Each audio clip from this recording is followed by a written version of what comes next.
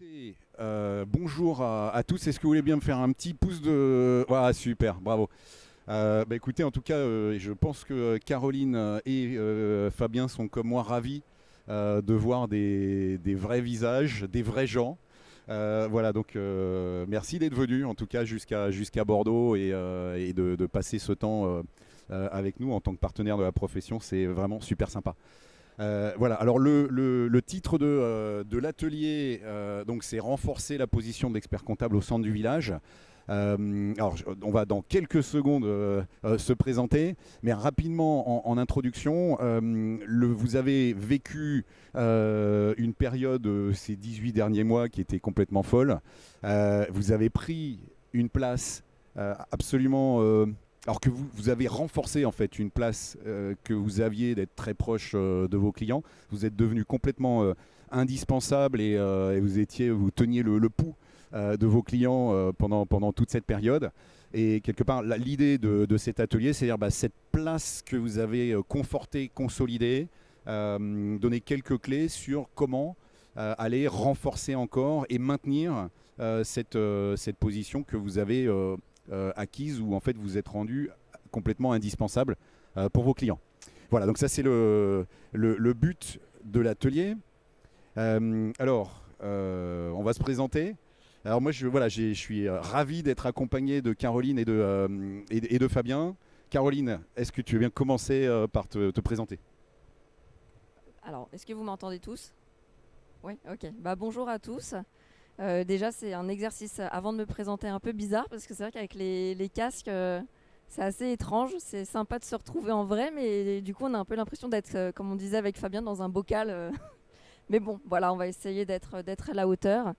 Donc, je suis Caroline Hélin, je suis expert comptable. J'ai un cabinet de 5 personnes avec moi. Je suis également vice-présidente du conseil régional de l'Ordre des experts comptables de Paris et en charge entre autres de l'attractivité. Et je suis très très heureuse d'être là aujourd'hui parmi vous pour pouvoir partager aussi mon expérience et puis aussi bien avec My Company Files ou la gestion des flux de manière générale avec vous et pouvoir partager et échanger avec vous. Voilà. Merci Caroline. Fabien? Bonjour à tous également. Alors j'espère que ça va aller au niveau du son, tout le monde m'entend. C'est vrai que c'est étrange quand même quand on s'entend parler. Donc Fabien Bertin, je suis responsable méthode et digitalisation au sein du groupe Fideliance. C'est un cabinet à peu près de 350 collaborateurs pour 29 associés. On est répartis sur 21 sites géographiques. Et mon rôle principal, si vous voulez, c'est d'accompagner nos collaborateurs et nos clients dans la démarche de digitalisation et de les former aussi sur nos outils et nos méthodes. Donc voilà, on va dire cet échange va être super important pour nous tous. Et on va avancer comme ça, je ne sais pas quoi dire de plus, mais ça fait bizarre. Merci Fabien. Voilà, et puis moi-même, donc je suis le fondateur de My Company Files et le dirigeant du coup de cette société que je dirige avec beaucoup de plaisir depuis 10 ans. Alors on se présente comme l'ostéopathe de la relation client du cabinet. Alors c'est peut-être un petit peu atypique. L'idée c'est de partir du principe du constat que vous avez 6 grandes douleurs aujourd'hui dans votre relation client. Vous avez mal à la collecte, vous avez mal à la restitution, vous avez mal au traitement, vous avez bien souvent mal au chiffre d'affaires au sens où développer le chiffre d'affaires sur des clients existants et parfois une gageure. Vous avez souvent mal à la mise en conformité RGPD aussi, et vous avez bien souvent aussi mal aux multiples logins mots de passe pour vos clients quand ils doivent accéder par exemple à un portail, à mon expert en gestion par exemple, à un outil de coffre-fort, etc., etc. Voilà. Et en fait, c'est devenu relativement imbuvable pour un client de cabinet qui pourtant a fait un boulot assez impressionnant en général, dire voilà, on a sélectionné des partenaires, etc. En fait, le parcours client vu de l'entrepreneur a souvent un petit coup dans le nez parce que le parcours n'est pas fluide. Voilà. Voilà. Et on est concrètement, très simplement, My Company File, c'est le point d'entrée digital du client au cabinet, un portail extranet, une application smartphone interfacée avec les outils métiers. Voilà. Alors, on va Hop là, avancer. La zapette est ici. Voilà, on va revenir en fait on va avoir un atelier en 3 parties. D'abord, on va revenir sur la façon dont s'est passée cette crise Covid, en particulier chez Caroline et Fabien. Donc on a 2 contextes, comme vous l'avez compris, différents. Un cabinet taille humaine, 5 collaborateurs, un cabinet beaucoup plus grand avec environ 300 collaborateurs globalement. Donc voilà, des retours d'expérience complémentaires. Et on va voir que il y a eu des belles choses en tout cas qui se sont faites. Dans un deuxième temps, on va réfléchir sur comment capitaliser encore sur ce qui a été appris, et on va parler méthodo dans un troisième temps sur c'est comment on fait. Voilà. Qu'est-ce qui a été marquant? Alors moi, j'ai été très fier pendant ces 18 mois d'être partenaire en fait de votre profession, qui a souvent été vous le dites vous-même, souvent l'image de l'expert comptable, et Caroline y travaille au quotidien en travaillant sur l'attractivité de la profession. Mais voilà, il y a souvent a priori ce déficit d'image. Et là, vous avez été complètement indispensable. Et moi, je n'ai pas honte de dire que je suis fier d'accompagner en fait une profession qui s'est mobilisée, qui a travaillé bien souvent dans l'ombre. Alors, on a remercié nos soignants, et je pense qu'ils méritaient d'être remerciés pendant cette période. Mais je pense que les entrepreneurs ont de quoi remercier le travail que vous avez fait pour eux. Voilà. Donc, vous avez vraiment été sur la partie économique le maillon fort. Et on a vu nous-mêmes, au niveau de My Company Files, en fait, notre cabinet à nous, qui fait notre saisie comptable et nos payes, communiquer comme il ne l'avait jamais fait jusque-là. On a vu des confrères et des consoeurs sur LinkedIn donner des informations, partager des mises à niveau, etc. Donc voilà, vous étiez ultra présent pour aller accompagner et quelque part proposer des missions supplémentaires. Voilà. Alors, on va justement partager. Caroline, du coup, on parle d'outils, et les outils t'ont aidé, et puis d'humains qui nécessairement étaient plus que jamais importants. Et qu'est-ce que tu peux nous dire sur ton vécu du coup pendant cette phase-là, et quid de l'outil, de l'humain? Alors oui, effectivement, je pense que parmi tous ceux qui sont dans la salle, à mon avis, il y a une grande partie qui sont experts comptables. À la limite, ça pourrait être sympa juste pour qu'on voit qui est expert comptable dans la salle qui est présente. Vous pouvez lever juste la main, bien haut. Ok, donc c'est quand même la grande majorité. Alors j'enfonce une porte ouverte. La période Covid a été une période évidemment difficile pour nous tous comme pour nos clients. Moi, pour la petite anecdote, je me suis retrouvée sans collaborateurs pendant la période du premier confinement. Donc évidemment, l'humain devait être absolument présent parce que les clients étaient stressés, inquiets. On avait énormément d'aides qui étaient annoncées à la télévision, qui étaient inentendables, inaudibles, et où les clients pensaient tous qu'ils avaient le droit à plein de choses, alors qu'en vrai, souvent, ils ne rentraient pas dans les cases. Donc il a fallu faire preuve de beaucoup de pédagogie. On a passé, je pense, tous un temps impressionnant à être à leur côté, à leur décrypter les aides, à les aider à mettre tout ça en œuvre. Donc pour moi, le côté humain, il a été incontournable. On n'aurait pas été là, ça aurait été difficile d'aller au-delà. Pour tous ceux qui étaient présents à la plénière juste avant, c'était monsieur le maire qui justement saluait notre rôle central et utile et indispensable pour sauver les entreprises. Et je pense que c'est vraiment ce qu'on a fait au quotidien. Donc déjà, l'humain, je reste persuadée que malgré toutes les plateformes qu'on pourra avoir qui vont arriver, qui vont ubériser la profession, tant que l'humain restera au centre de la relation client, on sera bon. Après, bien évidemment, moi, ce qui m'a en tout cas permis de passer cette période fiscale compliquée l'année dernière en étant seule, sachant que j'avais quand même des collaborateurs normalement, c'était vraiment le fait qu'on ait dématérialisé le cabinet. C'est-à-dire qu'effectivement, moi aujourd'hui, le point d'entrée pour les clients au cabinet, on passe par MCF, c'est vraiment le point d'entrée et nos outils sont connectés à cet espace client. Ce qui veut dire qu'on a vraiment placé l'expérience client, c'est notre priorité au sein du cabinet aujourd'hui. Il a une interface et tout est connecté derrière. Et ça nous fait gagner aujourd'hui un temps phénoménal. On a une gestion des flux qui est optimale. Aujourd'hui, j'ai 5 collaborateurs. Donc, vous voyez, j'ai quand même réussi en un an à re-remplir le cabinet. Et j'ai des collaborateurs qui me disent qu'ils n'ont plus rien à faire à la rentrée de septembre parce qu'ils sont un jour des comptas du 31 juillet ou 31 août. Je vous jure, c'est véridique. Et ça, pourquoi? Parce que tout est connecté. Les banques, l'intégration des pièces par le client, le traitement des pièces dans le logiciel comptable, ce qui nous permet d'exploiter vraiment la data, de pouvoir avoir des collaborateurs qui vont être dans la partie conseil des clients dans l'accompagnement. Et du coup, en plaçant le client au niveau Centrex, on appelle ça comme ça, le client Centrex, on a un taux de satisfaction client qui augmente et donc du coup des business qui se développent.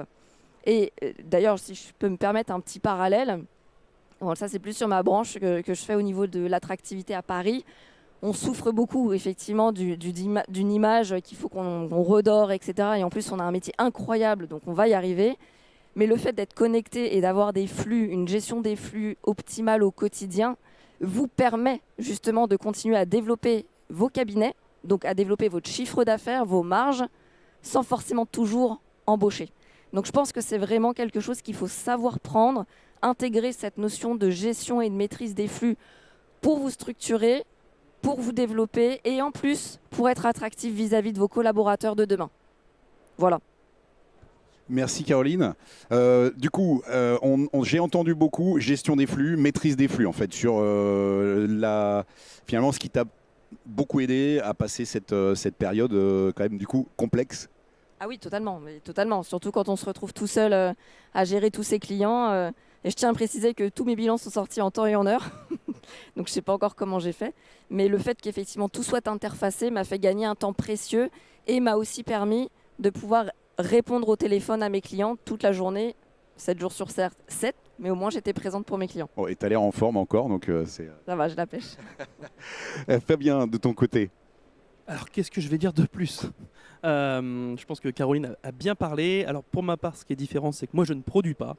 Donc, c'est plus simple comme ça. Mais toujours est-il qu'effectivement, durant cette fameuse crise, on a pu se démarquer grâce à cette collecte de flux et à nos outils techniques mis en place, ce qui nous a permis de nous dégager énormément de temps auprès de nos collaborateurs pour accompagner leurs clients et tout simplement répondre aux différents besoins et surtout, effectivement, comme le disait Caroline, différentes attentes incompréhensibles en fait. Sur certains axes et donc de se détacher pendant au moins une semaine, 15 jours et de ne faire que de l'accompagnement client. Donc ça ne nous a pas pénalisé dans notre production puisqu'on a tout simplement fluidifié les flux par la collecte de documents, par l'automatisation de la comptabilité et donc on a pu derrière restituer proprement aussi les comptabilités. Est-ce que, Fabien, de votre côté, vous avez communiqué de façon beaucoup plus active durant cette période-là et est-ce que les outils t'ont aidé ? Alors, exactement. Ce qu'il faut savoir, alors, on est effectivement un cabinet un peu plus gros, on va dire grand, puisqu'on reste quand même très proche de nos clients. C'est quelque chose d'important pour nous, la proximité avec nos clients. Ce qui nous a en fait mis en avant, c'est qu'on a doublé notre communication puisqu'on a un service communication, mais au détour de l'outil My Company File, pour moi c'est une véritable plateforme communicante où on organise ce qu'on appelait des webinaires pour accompagner les clients sur la partie et les démarches Covid, mais aussi tout ce qui est évolution de l'administration. On déploie de la communication et ce qui permet aussi d'interagir avec nos clients. Ouais. Donc en fait, il y avait deux points clés. Alors du coup, témoignage d'un entrepreneur que je suis sur la façon dont mon cabinet m'a accompagné. Il y avait cette notion de effectivement, il fallait que j'ai quelque chose de facile, simple. Bon ça, on va dire, mon expert comptable heureusement utilise ma solution et ça c'était énorme.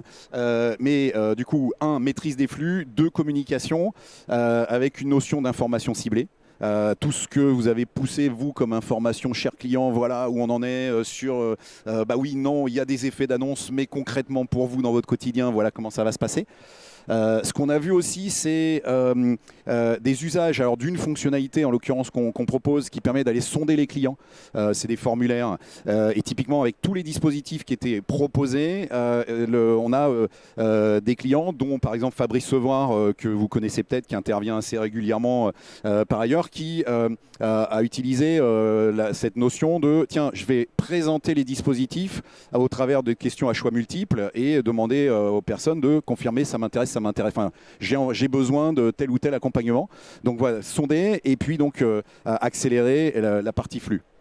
Là, un exemple que vous avez, alors je montrais derrière moi, mais vous avez sur les écrans 2 exemples en fait de l'effet finalement de la crise finalement. Alors c'est toujours pareil, hein, une crise est un peu dure à vivre, mais elle peut avoir des vertus. Et en l'occurrence, on a nous constaté au travers des statistiques d'usage de notre plateforme. Là, vous avez un premier client qui avait démarré depuis quelques mois et tout à coup, boum, arrive cette fameuse période de mars 2020 et un vrai accélérateur. Et puis un deuxième cabinet qui était tout juste prêt à démarrer au moment où le Covid est arrivé. Et là, du coup, qui a eu un effet démarrage extrêmement rapide. Bon, voilà, ils ont eu, on va dire, le petit coup de peau qui fait que c'est parti très vite. Voilà. Alors, question maintenant. Comment faire pour justement assurer, capitaliser sur cette position que vous avez prise? Alors, on partage ici les résultats d'une enquête d'un des partenaires de la profession, à savoir Time, qui allait sonder les clients des cabinets pour dire qu'est-ce que vous attendez en fait concrètement de votre expert comptable. Donc il y a des besoins de suivi d'indicateurs clés de l'activité, on va dire normal, réduire le temps passé à fournir des éléments au cabinet, regrouper les documents de la société sur un seul outil, pouvoir utiliser les outils depuis un smartphone. Et puis certains disent je mets rien à dispo. Caroline, du coup, comment tu réagis toi sur ces chiffres? Bon, effectivement, avoir des indicateurs clés pour l'activité d'un chef d'entreprise, c'est primordial aujourd'hui. Les clients veulent déjà, certes, qu'on traite leur dossier, c'est une évidence sans nom. Mais aujourd'hui, l'expert comptable, sa plus-value, c'est vraiment l'accompagnement qu'il va faire auprès de son chef d'entreprise. C'est vraiment le conseil qu'il va pouvoir lui apporter pour se dépasser, développer son propre business. Il ne faut pas oublier que nous, on est experts comptables, mais on est des chefs d'entreprise à part entière. Et comme un chef d'entreprise, en fait, on accompagne un autre chef d'entreprise à faire performer sa société. Donc nous, on suit nos propres chiffres au sein du cabinet, on regarde nos rentabilités, on regarde nos marges, on regarde notre trésorerie, on regarde ces indicateurs-là tout de suite. En général, quand on a envie d'avoir l'information, on la veut tout de suite. C'est la génération de nos clients aussi aujourd'hui. Ils veulent une information, c'était pour hier. Donc, on se doit de pouvoir traiter la base d'analyse de ces rendus-là le plus rapidement possible. C'est-à-dire qu'il faut automatiser au maximum toutes les tâches chronophages. D'où l'importance de la gestion des flux dont je parlais tout à l'heure. Plus vous aurez géré le côté productif rapidement, plus vous pourrez être réactif pour produire des indicateurs intéressants pour les clients. Combien j'ai de marge? Où est-ce qu'il faut que je travaille? Quel est mon prix de vente à améliorer? Et ça, aujourd'hui, ce n'est pas quelque chose qu'on fait systématiquement parce que ça nous prend du temps, parce qu'on a déjà la partie de production à faire, d'où la nécessité de se structurer. J'insiste un peu lourdement sur ça, mais nous, c'est vraiment comme ça qu'on a structuré le cabinet. Et aujourd'hui, je vois bien qu'on a, encore une fois, un retour de clients satisfaits parce qu'on leur apporte encore plus d'informations qu'avant. J'ai un retour des collaborateurs aussi très positif parce que du coup, ils sont contents de faire autre chose.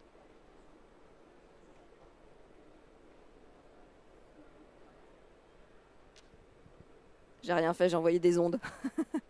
Donc je disais, oui, même les collaborateurs sont contents parce que du coup, ils se sentent investis dans quelque chose d'un petit peu plus grand et d'un peu plus passionnant. Ce qui fait que finalement, vous rayonnez, votre cabinet rayonne, vos clients rayonnent, vos collaborateurs rayonnent et c'est vraiment le combo gagnant. Donc moi, le taux, effectivement, 68% qui recherchent des indicateurs clés, je suis même surprise qu'on ne soit pas à 86% à l'inverse, quoi. Parce qu'aujourd'hui, tout chef d'entreprise a besoin d'avoir ces indicateurs. Et réduire le temps passé, effectivement, à fournir ces pièces, tous les clients nous le disent, ça les saoule de nous communiquer les éléments comptables. Leur business, c'est leur business. Et faire de la compta, parce qu'ils nous font toujours un petit peu rire ou sourire, parce qu'ils nous disent « j'aime pas faire de la compta ». Moi, je leur dis souvent, je ne vous demande pas de faire de la compta, je vous demande juste de faire la secrétaire. Vous me scannez vos factures, on fait tout le reste. C'est tout ce qu'on vous demande. Mais il faut vraiment essayer de fluidifier ces transferts d'informations. Je pense qu'il y a encore beaucoup de chantiers à réaliser là-dessus. Mais en se structurant comme ça, on va répondre effectivement aux chiffres qu'on a à l'écran, en effet, par rapport à ça.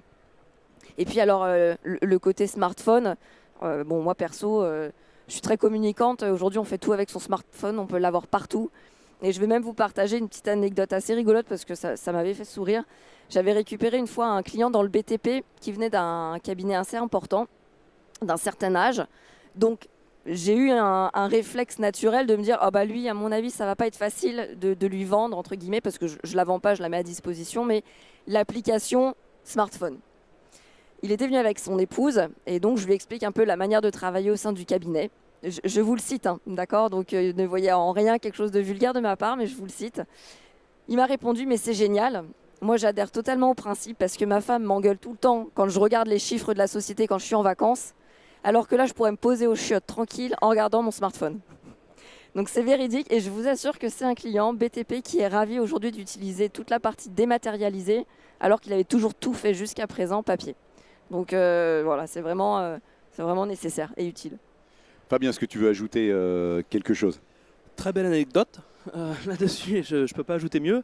Mais effectivement, les chiffres sont intéressants parce que, en dehors de la prod, c'est effectivement ce qu'on ressent. Et les clients que moi j'accompagne, on s'aperçoit que finalement, ils ont besoin de tout ce qu'on voit là, dans un seul et même outil. Et grâce à ce que l'on peut mettre en place au sein du cabinet, autour d'un seul espace client, eh ben on répond en grande partie à tous ces sujets-là. En fait, oui, du coup, je te rejoins effectivement. En fait, en regardant ces chiffres, je me disais en fait, ce qui est le point commun finalement, c'est un point d'entrée qui permet de maîtriser les flux entrant en sortant. C'est finalement. Alors, oui, je t'en prie. Je sais pas si c'est maintenant. Après. Donc, on a quand même un petit fil conducteur, donc on se concerte pour voir. Voilà, alors du coup, rapidement sur les flux.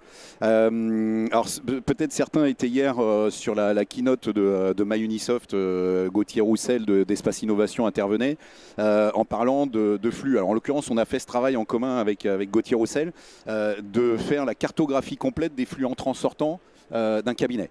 Alors normalement, je vous apprends rien, sauf que cette cartographie n'a jamais, à notre connaissance, été faite. Alors sur l'ensemble des flux déjà de collecte, on a recensé 57 flux différents quand on dit tout ce qui concerne les achats, les ventes, les banques, les notes de frais, etc. Voilà. Et en fait, finalement, la vraie question à se poser, c'est de dire, OK, mon client doit me faire parvenir un certain nombre de choses. Comment est-ce que je vais collecter cette donnée efficacement? Je produis un certain nombre d'éléments. Comment est-ce que je restitue efficacement? Alors voilà, et tant que vous n'avez pas répondu à cette question-là, en fait, tout le reste du dispositif reste rouillé quelque part. C'est-à-dire qu'il y a, il y a de la saleté dans la tuyauterie et ça ne peut pas être 100% efficace. Alors là, je vous illustre la façon dont on réfléchit et dont on a réfléchi avec Caroline, avec Fabien et dont on accompagne sur, par exemple, la partie collecte de factures. J'ai mon client à gauche, il a donc des factures format papier, reçues par mail, en numérique, et des factures qui sont dans les espaces marchands. La vraie question à se poser d'abord, c'est qu'est-ce qui n'est pas pratique pour mon client? Et dire, j'essaye d'éviter dans le process tout ce qui n'est pas pratique pour mon client.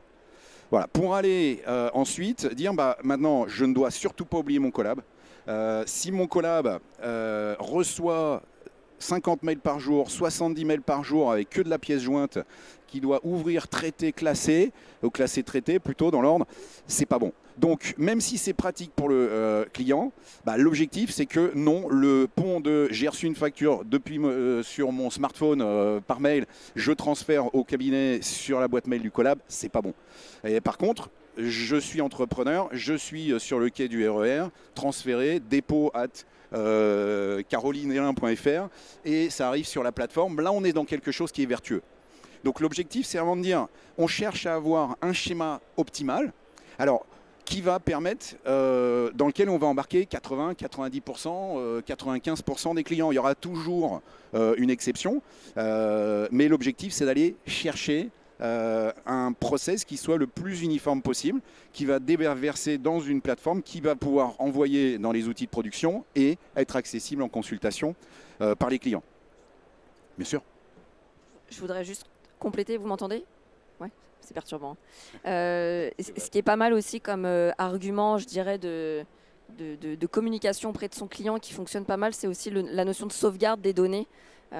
Parce qu'effectivement, quand ils fonctionnent encore en papier, ils ne sauvegardent pas leurs factures.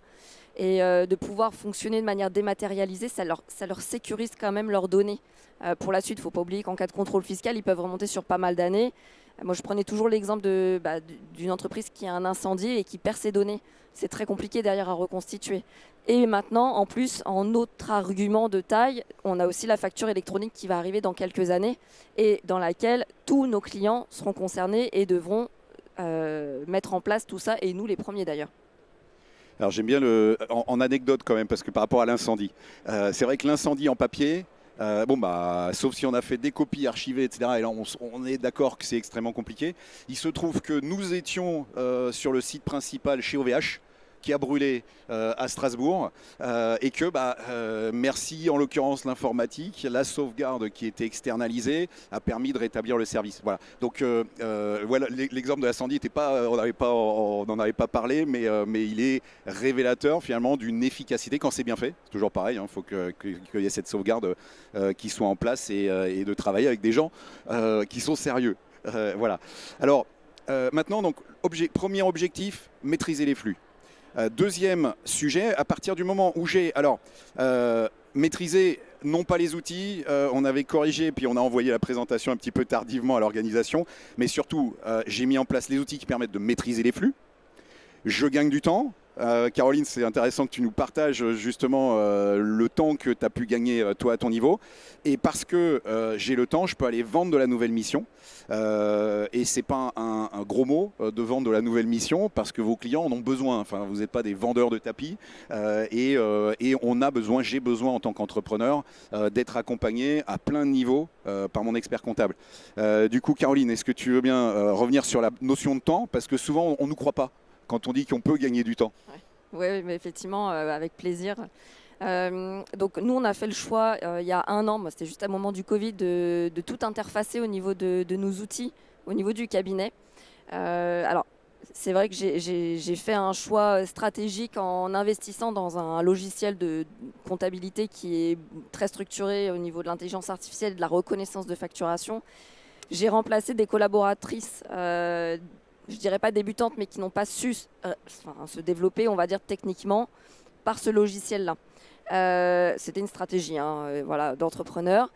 Et je me suis entourée de collaboratrices plus compétentes, avec plus d'expérience, qui aujourd'hui, du coup, comme elles gagnent du temps sur la partie prod, parce qu'effectivement aujourd'hui tout est interfacé, c'est-à-dire que finalement, au cabinet, le client vient déposer sa facture sur notre plateforme, donc MCF, rebaptisé Vision, parce que nous c'est le nom de notre réseau, mais c'est MCF. Et la facture arrive directement dans le logiciel comptable et est saisie. On a un rapprochement bancaire, on a un lettrage des comptes qui est fait, etc. Ce qui veut dire que les collaboratrices aujourd'hui, leur travail, c'est de faire de la révision comptable et d'échanger avec le client sur éventuellement les éléments manquants. Et encore que les éléments manquants, on leur donne accès aux clients pour qu'ils aient une information à un instant T de ce qui manque. Ce qui veut dire que mes collaboratrices aujourd'hui ne sont focus que sur l'identification de nouvelles missions. Alors ça va être peut-être des petites missions, changement de siège social, rédiger un nouveau bail, créer une SCI, des sociétés un peu plus costauds où on va peut-être les aider. Nous, on s'est spécialisé sur ça, sur l'achat des murs professionnels pour la société. Et en fait, le fait de maîtriser ces flux et de s'être structuré de manière dématérialisée, je vous assure que c'est un investissement, mais on y gagne du temps. Et moi, franchement, quand je suis rentrée de vacances d'été, j'allais dire tout à l'heure, peut-être pas quand même, mais début septembre, mes collaboratrices m'ont dit, et c'est véridique, on n'a plus rien à faire. Et je leur ai dit, non mais c'est une blague, il y a les vacances, vous avez dû recevoir des pièces de clients, etc. Ils m'ont dit, oui, mais on a déjà tout intégré dans le logiciel, on a envoyé toutes nos demandes de renseignements. Et donc, s'il y a quelque chose à faire, on est disponible. Et en fait, l'analyse que j'avais avant de mon portefeuille collaborateur-client, je vais plus que le doubler par rapport à avant, sachant que mes collaboratrices ne font pas d'heures supplémentaires. Elles sont au top, elles ont un rythme de vie hyper confort, et c'est elles qui me demandent à avoir plus. Ce qui veut dire qu'aujourd'hui, en ayant dématérialisé au maximum, alors c'est vrai qu'on a poussé au max du max la dématérialisation au cabinet, et finalement, on se retrouve à rendre le travail plus intéressant pour nos collaboratrices, collaborateurs même de manière générale, ce sont des femmes, et mine de rien, on leur met plus de dossiers clients, ce qui veut dire qu'on développe notre cabinet. Aujourd'hui, un des principaux freins de développement des cabinets, ça a toujours été, et c'est encore le cas, c'est les problématiques de recrutement de collaborateurs. En ayant mis en place la dématérialisation, vous gommez une partie de ce frein de développement au sein de vos cabinets. Donc franchement, il faut vraiment prendre à bras le corps toute cette partie de dématérialisation, parce qu'effectivement, c'est un gain de temps, et pour vous, et pour vos équipes, et en étant encore plus présent auprès de vos clients. Et comme tu le disais, ça te permet de vendre des missions complémentaires, parce que comme on va être au centre des flux, on est au centre de toutes les données clients, et dès qu'ils nous demandent quelque chose, on peut y réagir presque dans la journée et leur renvoyer les éléments. Donc ça, c'est vraiment primordial et c'est notre rôle en tant qu'expert comptable. Merci Caroline, on va donner la parole à Fabien. En rebond sur ce que dit Caroline, très rapidement, j'ai souvent entendu des cabinets me dire c'est très sympa ce que tu proposes Charles-Olivier sur la partie vente de nouvelles missions, mais de toute façon j'aurais pas le temps de les produire. Voilà, donc là on a une réponse, le temps est là. Fabien, je sais que toi, tu as travaillé un peu plus que Caroline, pour le moment, sur la notion d'utiliser un portail pour pousser et faire connaître les missions. Alors, tu as peut-être envie de parler aussi du temps gagné, mais sur ces deux thématiques peut-être, et voilà. Oui, alors nous, le temps, on essaie de le gagner quoi qu'il arrive. On le gagne, on avait déjà une démarche de dématérialisation, digitalisation bien en amont. Il faut savoir que My Company File, nous, on a commencé à le mettre en place en 2019. Et en fait, je l'ai utilisé non pas comme plateforme d'échange de fichiers, mais surtout une plateforme communicante. C'est-à-dire que c'était d'abord l'image du cabinet, et au détour de cette image, donc ce que je disais tout à l'heure, les actualités, les webinaires, les événements vraiment du groupe, ça nous a permis aussi de pouvoir accentuer sur ce qu'on appelle des j'ai besoins auprès de nos clients, donc pouvoir à nos clients cliquer sur des boutons pour faire des demandes supplémentaires de missions, des prévisionnels, des situations. Et grâce à cette plateforme également, qu'est-ce qui s'est passé ? Nos collaborateurs, étant donné qu'ils collectent plus facilement la donnée, se sentent plus utiles dans la communication et vont vraiment plus rapidement vers les clients pour apporter du conseil et promouvoir d'autres missions. Donc voilà, il reste encore maintenant un sujet qui est super important, mais avec le développement de la FactureX ou tout simplement maintenant aussi les outils d'intelligence artificielle à l'heure actuelle, ça va être l'analyse de la data et de pouvoir aller rechercher encore plus d'informations dans ces données et de pouvoir accompagner plus techniquement nos clients sur d'autres besoins forts. Ouais, c'est effectivement, pour rebondir sur ce que tu dis Fabien, et merci de le souligner, bien souvent les cabinets ont tendance à prendre le sujet à l'envers. C'est je vais travailler la data, mais en fait pour travailler la data, il faut qu'on ait la data. Alors c'est la palissade, mais donc d'où, encore une fois, maîtrise des flux, développement des missions, et la data, de toute façon, reste un sujet qui n'est pas le plus simple, mais il y a déjà des tas de choses que en fait, vous pouvez faire sans rentrer dans une analyse de la data complètement incroyable ou extrêmement complexe. Par contre, il y a des outils qui arrivent, et ça fait partie des axes de développement sur lesquels on travaille, justement pour pouvoir vous accompagner, pour avoir un peu des identificateurs de missions que après vous pouvez proposer via un portail. Tu voulais rebondir ? Et je voulais rebondir aussi sur un sujet qui est quand même important, c'est que on a aussi axé notre communication sur l'aspect RGPD, protection des données et sécurisation des documents. Et ça, c'était vraiment un levier important pour nos clients, surtout au moment de la crise, puisqu'ils se sont dit, mais mince, il faut que je puisse contacter, de quelle manière ? Et donc à ce moment-là, on a vraiment augmenté le nombre de contacts sur les outils. Caroline, est-ce que tu veux rajouter quelque chose ? On avance, super. Alors, quelques idées, quelques préconisations en termes de méthodo et de bonnes pratiques. Alors, on parle beaucoup actuellement dans la profession. Vous avez entendu parler nécessairement de Dracaris, peut-être que vous avez souscrit en partie. Voilà. Alors après, vous aimez pas, j'entends beaucoup de choses sur le sujet en parlant avec les uns et avec les autres. Mais donc, il y a une thématique, c'est garantir l'indépendance numérique des cabinets. Caroline ou Fabien, est-ce que vous avez envie de dire, tiens, comment est-ce que vous gérez cette partie-là finalement ? Comment se garantir une indépendance numérique ?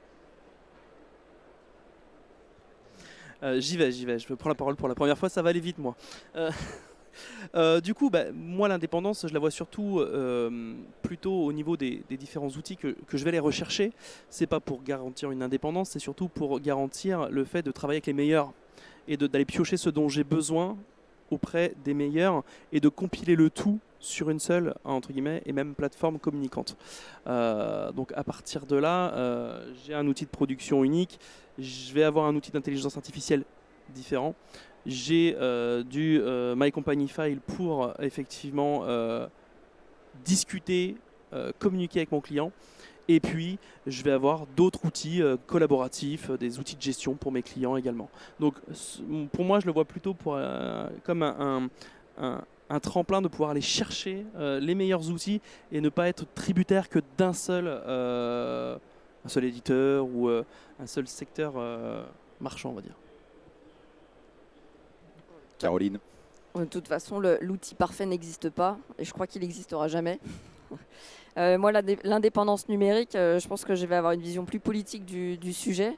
C'est qu'effectivement, je rejoins ce que tu dis, effectivement, qu'il faut savoir prendre la force là où on peut la trouver, effectivement, parce qu'on apprend tous les uns des autres et on a des points forts. Effectivement, comme tu dis, là je vois des éditeurs qui sont affichés.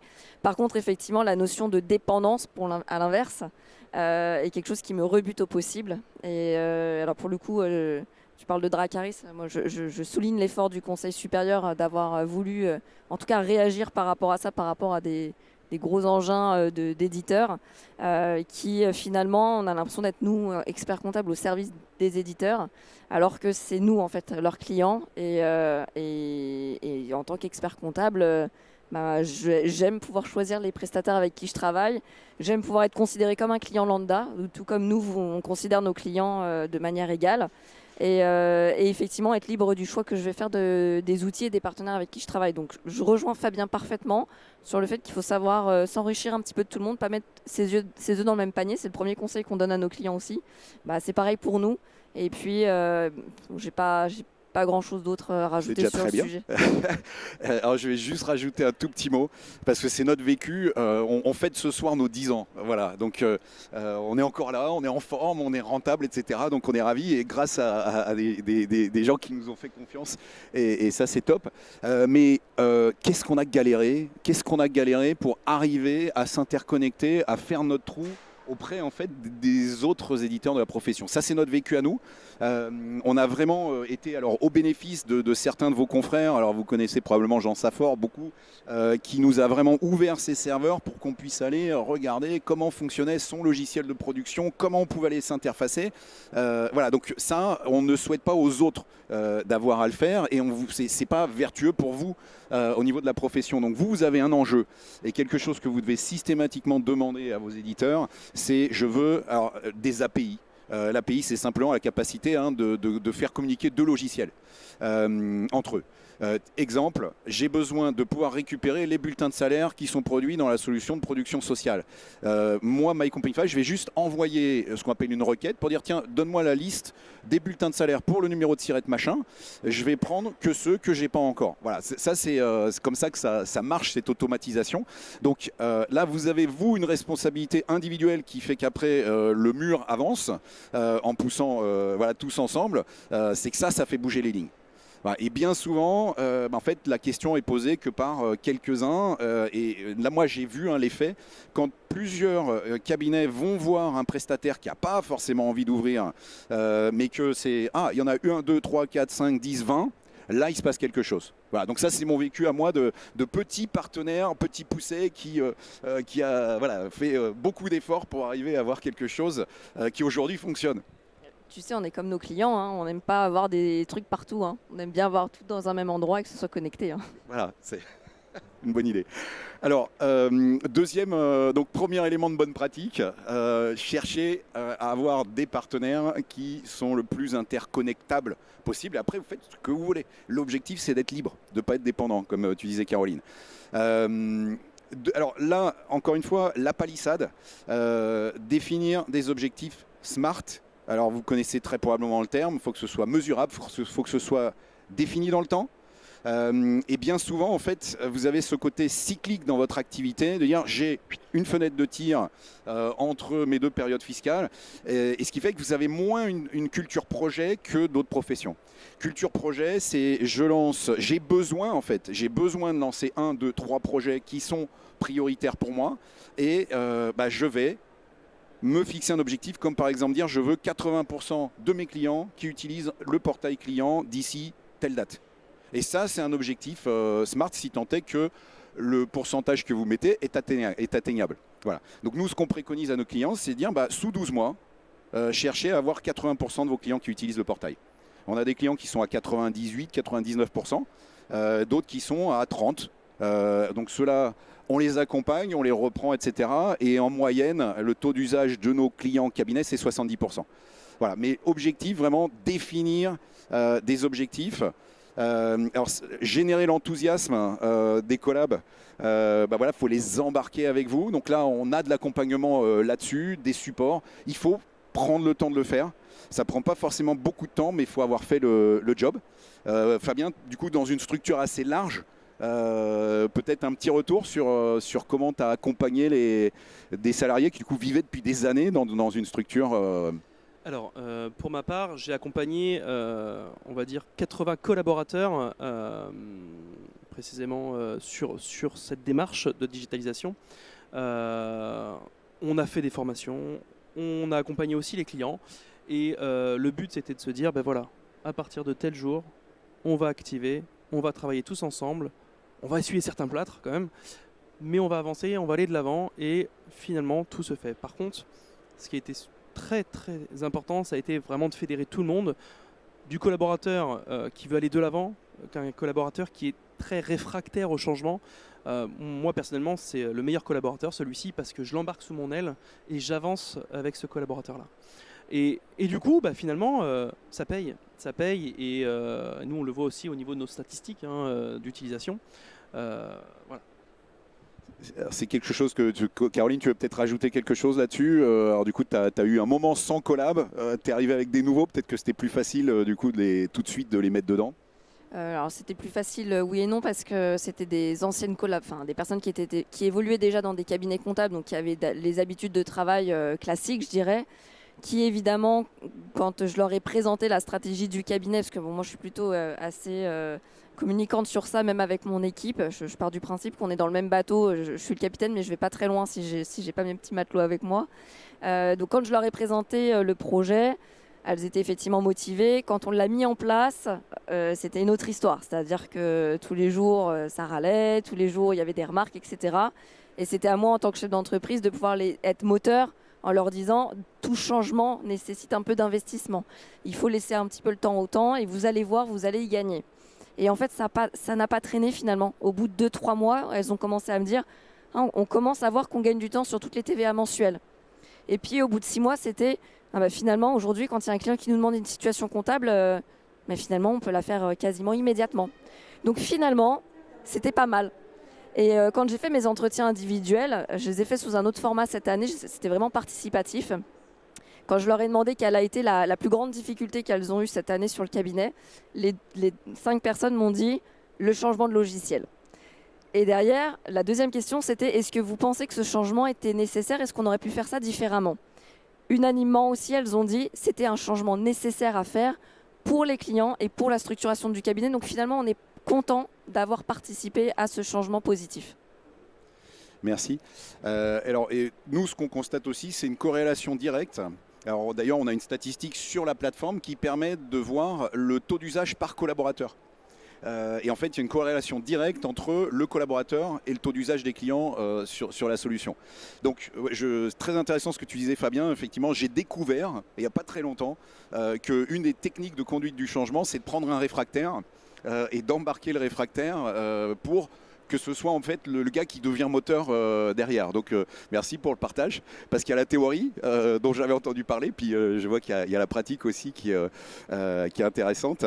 Donc ça c'est encore une fois du coup, avant de convaincre les clients, premier sujet, mes collaborateurs, il faut que je les ai embarqués. Ensuite, guider les clients en se débarrassant de ses propres appréhensions, parce que finalement ce que tu partageais, Caroline, le fait de dire j'étais pas bien convaincu que vu l'âge de mon client ça allait l'intéresser, maintenant il est au chiottes en train de regarder le tableau de bord que tu lui as donné. Voilà.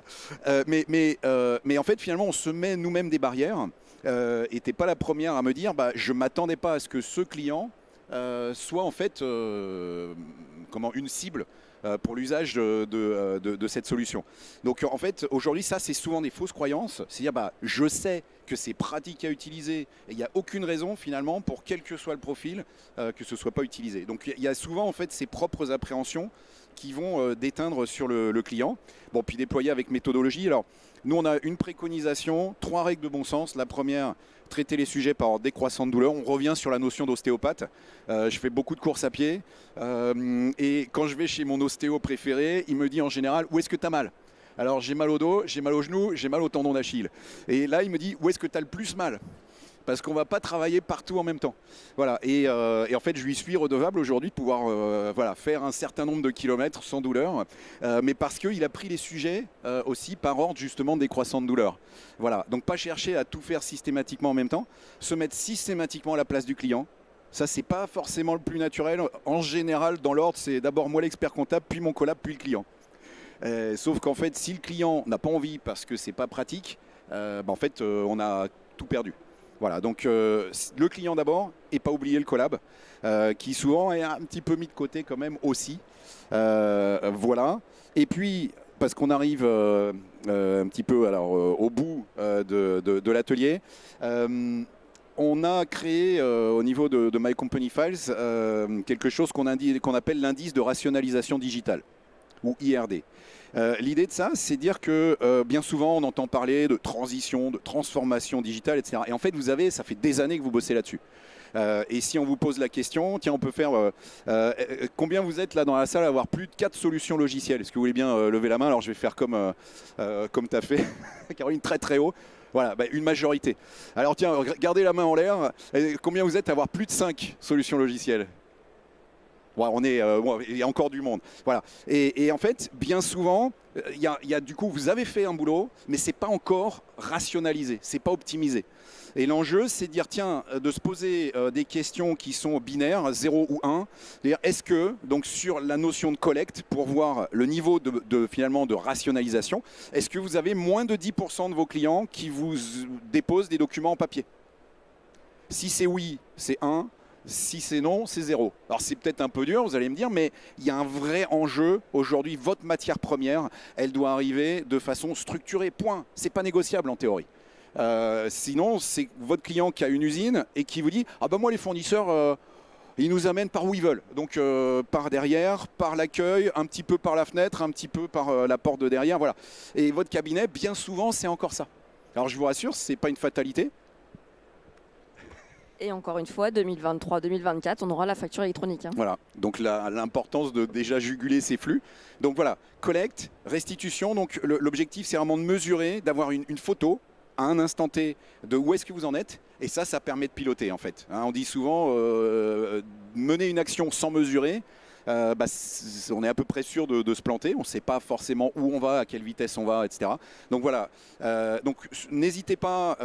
Donc je fais entre guillemets mon petit coup de pub, mais encore une fois, faire un indice de rationalisation digitale ne vous engage absolument pas à travailler avec My Company Files derrière, ou MCF, hein, on a souvent utilisé le terme MCF pour My Company Files, voilà. Donc avec l'équipe, on est 16 sur le stand un petit peu plus loin dans l'allée. Alors on ne vous fera pas forcément un IRD sur place, par contre n'hésitez pas à prendre rendez-vous pour faire ça, ça vous aidera à réfléchir déjà en point de départ. Voilà. Est-ce que Caroline, Fabien, vous avez envie d'ajouter quelque chose? Là, on est au bout de la présentation. On est bon? Est-ce que vous auriez des questions? Alors, il y a un micro qui peut tourner dans la salle. Donc, si vous voulez lever la main.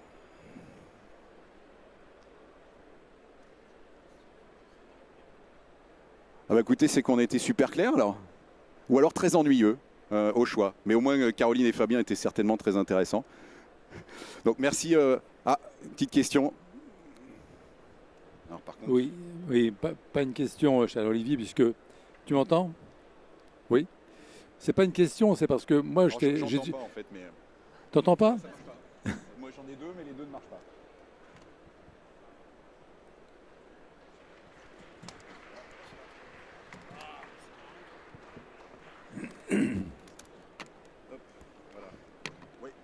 C'est bon? Oui. Alors, c'est pas une question. Moi, j'ai découvert MCF par le biais de Audit Drive en tant que commissaire aux comptes. Et alors là, ça n'a pas été... Ça t'entends toujours pas? Il faut te mettre sur le canal 2. D'abord branché. Bon, je vais m'adresser à Caroline alors. C'est bon là? Voilà. Oui, alors je disais que j'ai découvert MCF, mais par le biais de Audit Drive en tant que commissaire aux comptes. Là, on a surtout parlé des experts comptables, mais on peut se servir également beaucoup du système comme plateforme collaborative pour récupérer toutes les informations dont on a besoin comme commissaire aux comptes. Et c'était un peu plus tard, et très récemment, que j'ai découvert qu'il y avait autre chose à faire avec Audit Drive en matière d'expertise comptable. Et c'est pour ça que je suis là aujourd'hui. Bon, j'ai pas entendu, je bataille avec cet outil. Ouais. Alors effectivement, vous avez peut-être entendu parler d'Audit Drive si vous êtes aussi commissaire aux comptes.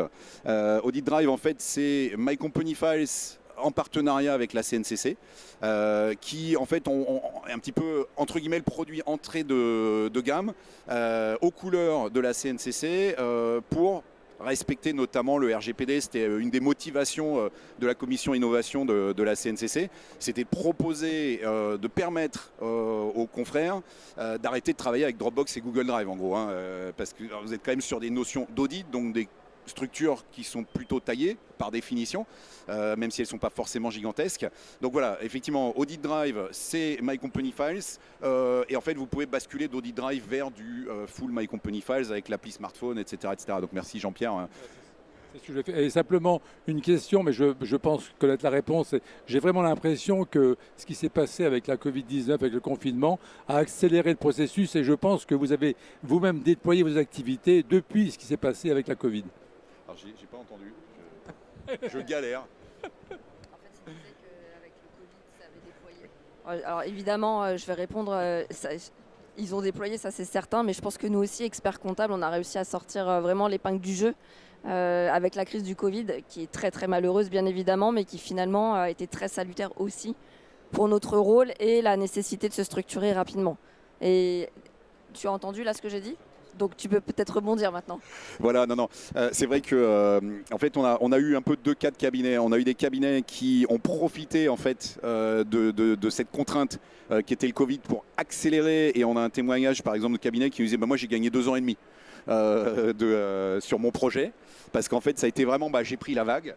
Et après ceux qui ont dit je gère déjà l'urgence, et ce qui était un petit peu dommage parce que pour certains d'entre eux la plateforme était en place et il n'y avait plus qu'à profiter et surfer. Voilà. Donc ça c'est aussi la vraie vie. Alors nous on a mis en place des méthodos d'accompagnement pour s'assurer que le plus grand nombre déploie le plus rapidement possible. Voilà. Donc, mais c'est clair que cette crise a eu des aspects vertueux, même si effectivement il y a eu des aspects dramatiques aussi, quoi. Écoutez, en tout cas, merci beaucoup. Si vous avez des questions, n'hésitez pas à venir vers moi et à venir vers Caroline et Fabien. Et puis, vous avez normalement donc un certain nombre de personnes avec un petit éléphant en guise de logo sur le t-shirt, un petit peu par là-bas dans l'allée. Voilà. Merci pour votre attention. Merci beaucoup à tous.